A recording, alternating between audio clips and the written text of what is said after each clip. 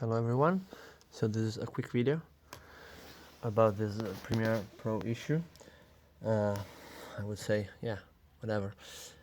This is when you have a red line on the timeline. Keep in mind, everything here is new to me. I am not a Premiere Pro expert in any way, form.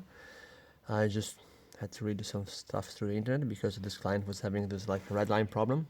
And what happens is that basically when you go to that section of your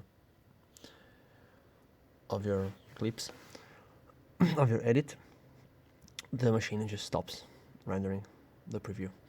So basically this means that this this effect that was applied, we are on macOS Monterey and we have to use metal for the rendering settings for Premiere Pro.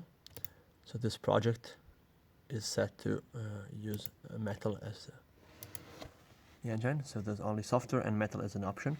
But apparently, like metal rendering, metal acceleration for projects is still like not really complete, and so some kind of animations like this are still done through the CPU.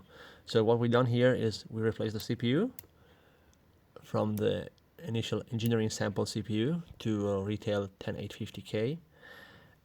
Yes, so the end result is that before this, with the engineering sample CPU, we would be stuck here and we would be using 70 watts.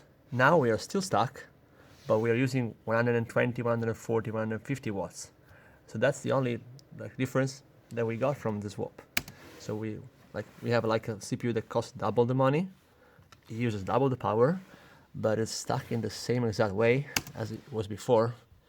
So what is the point of this video? Well, if the software support is not there, if the software sucks, there is no amount of hardware that will fix it. Okay, so you're not gonna solve software issues by changing computer components. If Adobe and Apple cannot get metal acceleration right for this, you're not gonna solve it by spending more money and using a lot more power, because that kind of an animation should be done by the GPU, but it's not.